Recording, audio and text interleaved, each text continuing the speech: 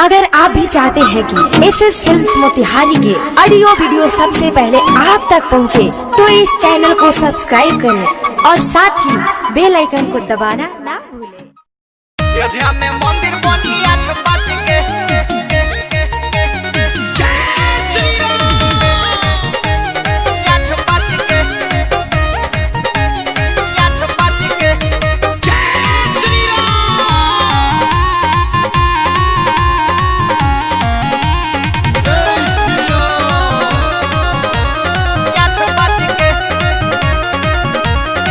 ढेर दिन पर आइल बाटे नया समाचार, खुशी से झूमता ते मानवा हमार।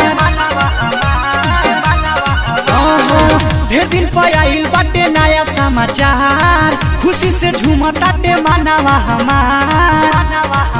सुन खबर जरा तारे दुश्मन सोचे सोच के सब लोग जाइए के संगे नाच नाच के अयोध्या में मंदिर बनी 8-5 के। सब लोग जाइए के संगे नाच नाच के अयोध्या में मंदिर बनी 8-5 के।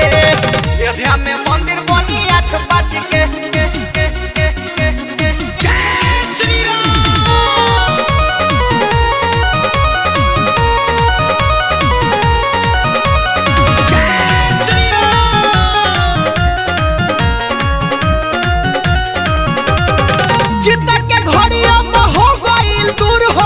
दुश्मन के सारा अब टूटल गुरूर हो, चिंता के घड़ी अब हो गइल दूर हो। दुश्मन के सारा अब टूटल गुरूर हो। एही खुशी में कमर मोरा लच लच के सब लोग जाइए के संगे नाच नाच के अयोध्या में मंदिर बनी 8-5 के। सब लोग जाइए के संगे नाच नाच के अयोध्या में मंदिर बनी 8-5 के। अयोध्या में मंदिर बनी 8-5 के।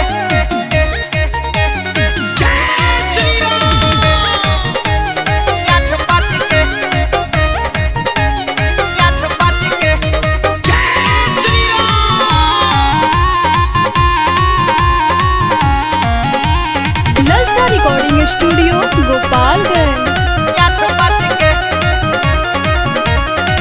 मोदिया जोगी के चलत सरकार हो, परदेसी पिया विकास कहे बार हो। मोदिया जोगी के चलत सरकार हो, कहे प्रियांशु धीरज बात बार हो। दीवाकर अभिषेक कहेले रह बच बच के सब लोग जाइए के संगे नाच नाच के अयोध्या में मंदिर बनी 8-5 के। सब लोग जाइए के संगे नाच नाच के अयोध्या में मंदिर बनी 8-5 के। ढेर दिन पर आइल बाटे नया समाचार, खुशी से झूमता ते मानवा हमार। सुन खबर जरा तारे दुश्मन सोचे सोच के सब लोग जाइए के संगे नाच नाच के अयोध्या में मंदिर बनी 8-5 के। सब लोग जाइए के संगे नाच नाच के अयोध्या में मंदिर बनी 8-5 के।